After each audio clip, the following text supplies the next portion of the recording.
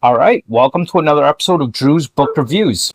Today, in this video, we are going to talk about what I read in the month of January, and I've actually gotten through quite a bit. It seems every January I manage to get through a little more books than I expect, but that's a good thing. So stay tuned. That's coming up here on Drew's Book Reviews.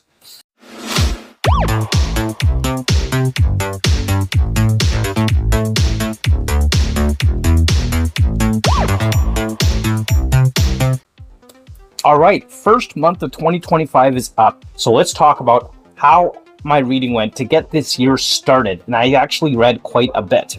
So I managed to get through quite a lot of books here in the month of January, which is just awesome.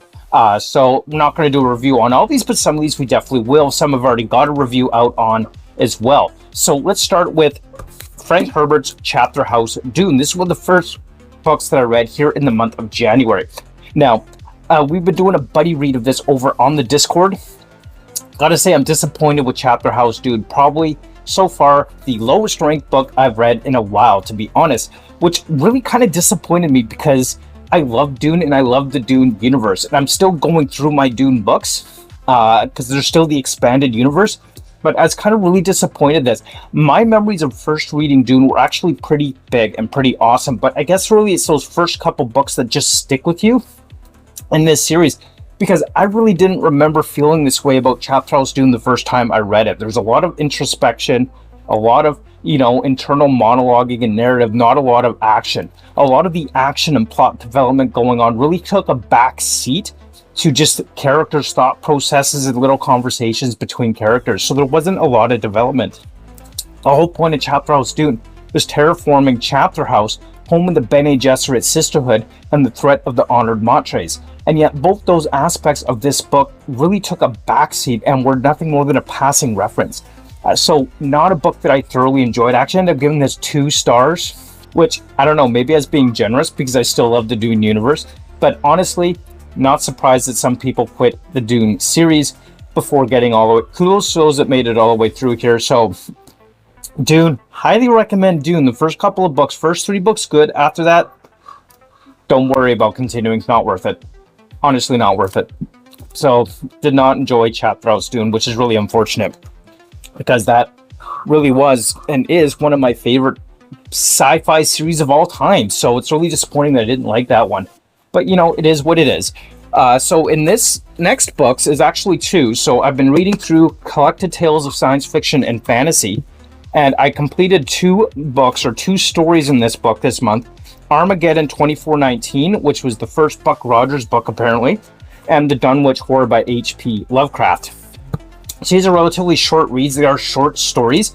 And the 2419 Armageddon one, just basically this guy falls asleep in this mine, wakes up 500 years later and finds himself thrown into a chaotic future where America has been destroyed, and with a group of American refugees hiding in their own land, embattled in a war to take back what was once theirs.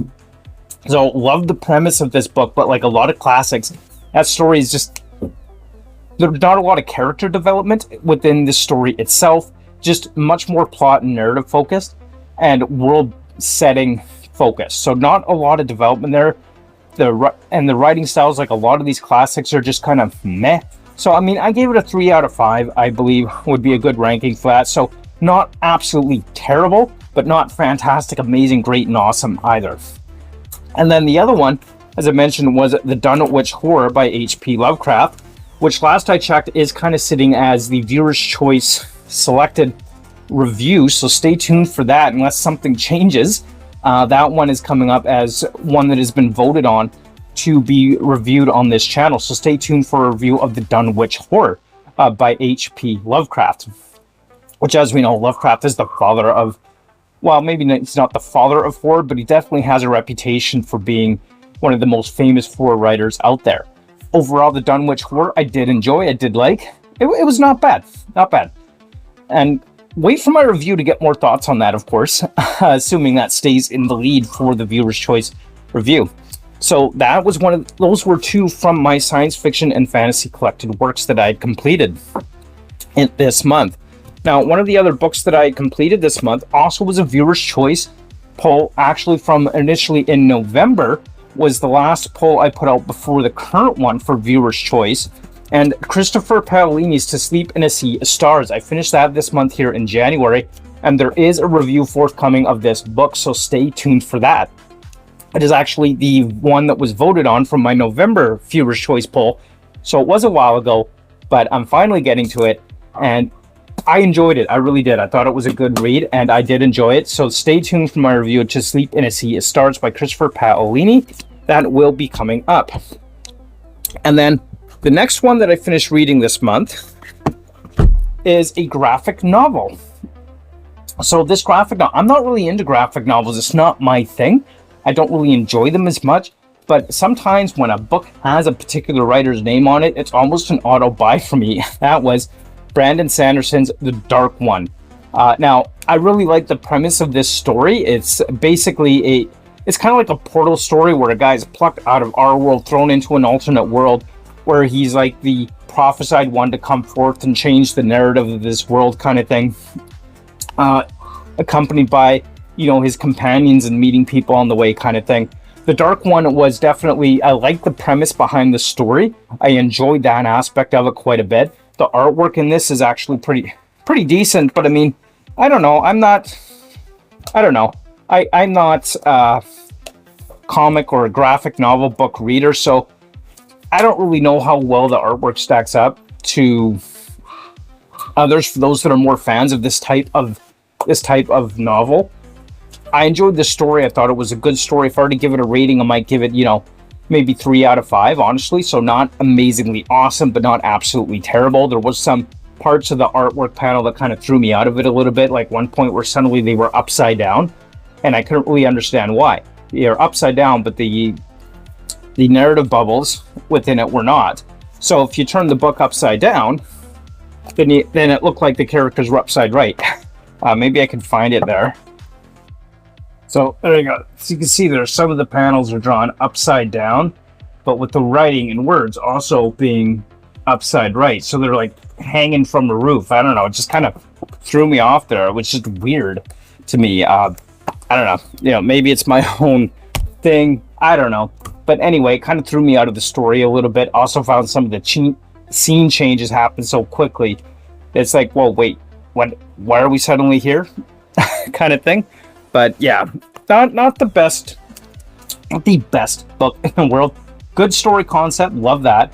3 out of 5, enjoyable read, but not great. But again, it might just come down to the fact that I'm really not a graphic novel fan. So there you go. And of course, last but not least, this was the first book I finished in the month of January. And of course, it's going to be on this list because it was released in December. I've already done a review of this. And of course, Wind and Truth by Brandon Sanderson. By far the best read of the year of 2025 so far, I think. I really enjoyed this. There were some drawbacks. I have some critiques of this, but it's Stormlight Archive, and I love that world. So be sure to go and check out my video on this because it's worth the watch. It's a spoiler-free review, but I also have a vlog series of videos coming out on this, as well as my experience reading it in vlog style. I've already released the first of 3. Others will be coming. There might... Sometime in February, I've got the second one out and the third one in March, because they are spoiler-filled for the vlogs on this. So I wanted to make sure that people have a chance to read it before watching the spoilers, essentially. But anyway, I've got a vlog series in this. Good read, a good, interesting ending. Overall, I think it sets it up for the second arc really, really well. I really enjoyed this book, and I can't wait to get into the second arc, which I understand we won't even get until 2030. It's going to be a while. But, that's just the nature of reading these epic series when you start reading them before they finish their publication. But anyway, I really enjoyed this book. Don't regret reading it. I know it hasn't been the most popular among fans, and there's definitely some valid critiques to it. But overall, still, I really enjoyed this book, which was probably honestly expected. I mean, I've said this so many times. I'm a Sanderson nerd. I love his books, love his works. And that's going to continue, until something really bad happens. Anyway, moving on. So now that we covered the books that I read in the month of January, let's talk a little bit about what am I currently reading as January ends flowing into February. So as usual, I got 2 on the go at any given time. So I'm continuing my Dune reread. We did the buddy read on the initial Herbert books, but now moving into the expanded universe on Dune. So I am currently reading the Butlerian Jihad. So this one I definitely remember being a lot more action and plot and narrative driven than the introspective philosophical meanderings of Heretics of Dune and Chapter House Dune. So far, that's what this has been. My memory has served me correctly, and I'm doing the audible rereads or read along in the books of the Butlerian Jihad. This war, known as the Butlerian Jihad, have been referenced numerous times in the original Dune works. This is the story of that war. And so far, I'm still enjoying it. And that's good, because Dune universe is awesome. Probably when it comes to actual books, this is my favorite sci-fi universe. If we just talk media in general, Trek is at the top, of course, but Dune is my favorite sci-fi universe when it comes to books. Although it depends. Sometimes Dune's my favorite, sometimes Trek is. Right now I'm going to say Dune is. So Butlerian Jihad, currently reading that a little bit each and every day kind of thing. And then one of the other books that I'm currently reading moving into February is, there was a mini-series on these books, and it's one that I thought, hey, I should check out the books, because I saw the mini-series, and that's when I found out there was a book, and that is The Alienist by Caleb Carr.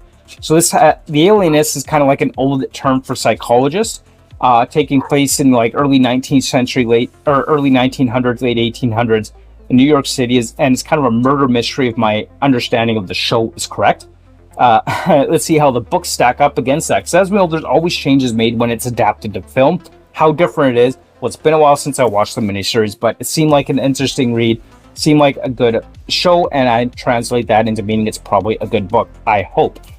So The Alienist by Caleb Carr. We'll see how I end up feeling about that later on. But there you have it. That is my wrap up for January and what I've read for the month of January. So I'd love to hear from you. What did you read in January? How did your year get started off in terms of 2025? You can talk to me down in the Discord, Dragon's Den Discord will be linked below. Reach me in the comments below as well. Thank you so much for watching, and look forward to hearing from you. As always, don't forget to hit that like, comment, and subscribe. And until next time, keep on reading. Bye.